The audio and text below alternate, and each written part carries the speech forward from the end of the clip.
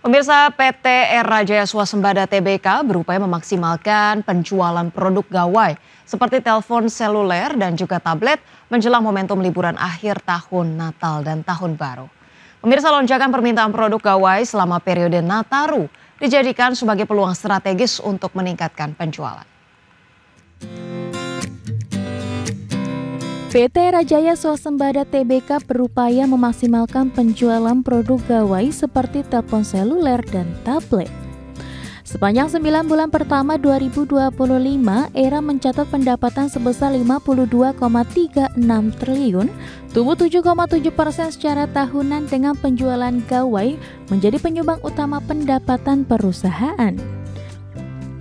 Manajemen menargetkan lonjakan permintaan produk gawai selama periode Nataru menjadi peluang strategis untuk meningkatkan penjualan dan mempertahankan tren pertumbuhan positif perusahaan.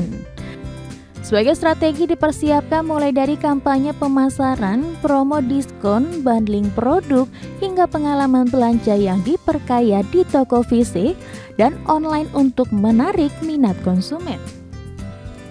Era juga fokus meningkatkan ketersediaan stok dan layanan purna jual untuk memastikan kepuasan pelanggan dan mengoptimalkan pengalaman konsumen berbelanja produk elektronik. Dengan dukungan jaringan distribusi luas serta kerjasama dengan berbagai brand teknologi terkemuka, Era optimis mampu mempertahankan momentum pertumbuhan dan memaksimalkan kinerja penjualan di kuartal akhir 2025. Penjualan gawai yang dipacu Era Jaya Swasembada menjelang musim liburan akhir tahun menjadi salah satu pendorong utama optimisme kinerja perusahaan menghadapi tuntutan pasar gadget yang dinamis dan kompetitif. Berbagai sumber, IDX Channel. Pemirsa, PT Alam Tri Minerals Indonesia Tbk, anak usaha PT Alam Tri Resources Indonesia Tbk, bersiap mengoperasikan fase pertama smelter aluminium yang sedang dibangun di Kalimantan Utara pada akhir tahun 2025. PT Alam Tri Minerals Indonesia Tbk, anak usaha PT Alam Tri Resources Indonesia Tbk, bersiap mengoperasikan fase pertama smelter aluminium. Proyek smelter aluminium yang dikelola oleh PT Kalimantan Aluminium Industri anak usaha ADMR terus mengalami perkembangan konstruksi yang signifikan meski progres pekerjaan secara rinci belum diumumkan secara lengkap. Perseroan tengah menyiapkan operasi bertahap untuk beberapa tungku atau pot smelter guna memastikan produksi tetap berjalan optimal sesuai target.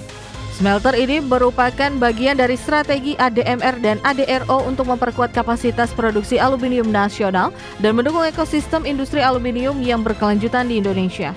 Ekspansi smelter aluminium di Kalimantan Utara juga diharapkan mampu menciptakan nilai tambah ekonomi daerah dan membuka lapangan pekerjaan baru bagi masyarakat setempat.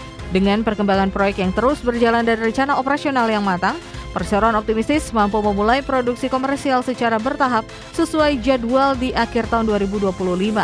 Ekspansi dan operasional smelter aluminium oleh PT Alam Tri Minerals Indonesia juga menjadi langkah strategis untuk memenuhi permintaan aluminium nasional sekaligus memperkuat posisi industri hilir di Indonesia. Berbagai sumber IDX Channel.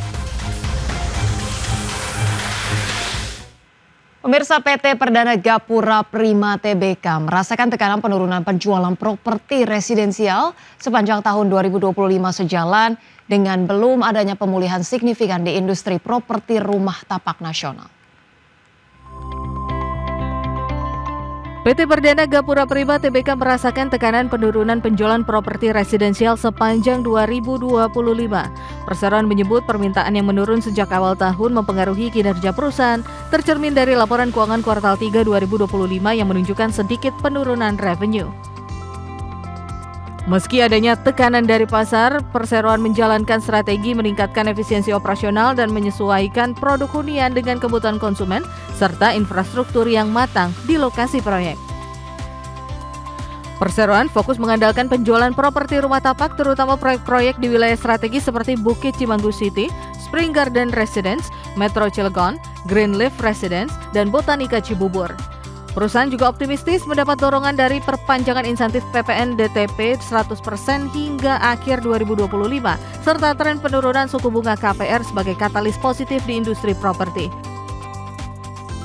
Dengan adaptasi dan strategi tepat, perseroan berharap kinerja penjualan bisa membaik dan mempertahankan stabilitas keuangan meski menghadapi tantangan pasar residensial yang belum sepenuhnya pulih. Perseroan optimistis dapat menstabilkan kinerja di pasar properti residensial, di mana perseroan meyakini tekanan pasar properti residensial tidak menghalangi perseroan mengandalkan penjualan rumah tapak dan strategi efisiensi untuk menjaga kinerja di tahun 2025 yang penuh dengan tantangan. Berbagai sumber IDX Channel. Pemirsa, Badan Pengaturan BUMN memastikan merger BUMN Karya akan ditargetkan rampung pada bulan Desember ini.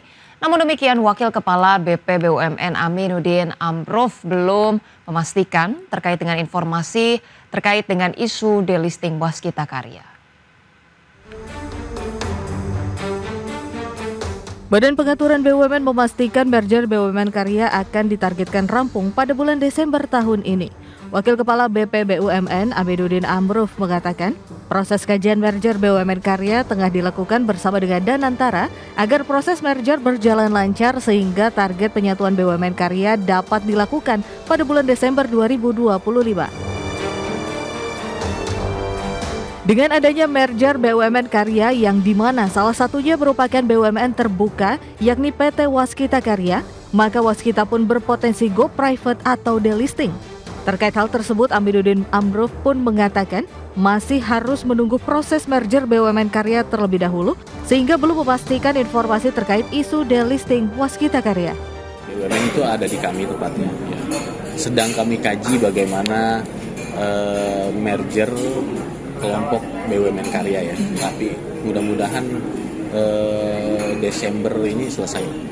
Tapi dengan merger itu akan ada potensi Waskita delisting? Ya nanti tunggu aja ya. Nanti ada kita buat klaster beberapa BUMN untuk yang BUMN Karya itu harusnya insya Allah Desember udah selesai. Seperti diketahui hingga saat ini saham Waskita Karya masih tidak diperdagangkan di Bursa Efek Indonesia sejak 8 Mei 2023. Digemboknya saham WSKT ini dikarenakan belum terpenuhinya persetujuan atas restrukturisasi surat utang bernilai pokok 1,36 triliun rupiah yang berasal dari obligasi berkelanjutan 3 Waskita Karya tahap 4 tahun 2019 seri B. Jakarta, Ricky Anwardi, IDX Channel. PT Adaro Andalan Indonesia Tbk atau AADI menetapkan kurs konversi dividen interim 2025 menggunakan kurs tengah BI sebesar Rp16.760 per dolar Amerika Serikat. Dengan kurs tersebut, total dividen tunai yang dibagikan mencapai Rp4,19 triliun. PT Adaro Andalan Indonesia Tbk menetapkan kurs konversi dividen interim 2025 menggunakan kurs tengah BI Rp16.760 per dolar Amerika. Sekretaris Perusahaan Ray Arya Putra menjelaskan, dividen tunai interim itu setara Rp538,08 per saham untuk total 7,79 miliar saham. Dividen ini merupakan konversi dari nilai 250 juta US dollar yang telah ditetapkan melalui keputusan direksi dan disetujui Dewan Komisaris pada 7 November 2025. Dividen interim tersebut mencerminkan 42,6% dari laba bersih perusahaan hingga September 2025 yang mencapai 587,3 juta US dollar. Perseroan masih memiliki saldo laba ditahan sebesar 972,2 juta US dollar dan total ekuitas senilai 3,79 miliar US dollar. Sementara itu harga saham perusahaan turun 10,3% dalam 2 hari terakhir setelah melewati batas kum dividen. Adapun Perseroan menetapkan jadwal pembagian dividen dengan kum dividen pasar reguler dan negosiasi pada 17 November serta ex dividen pada 18 November. Untuk pasar tunai, kum dividen jatuh pada 19 November dan ex dividen pada 20 November. Pembayaran dividen dijadwalkan berlangsung pada 27 November 2025. Berbagai sumber IDX Channel.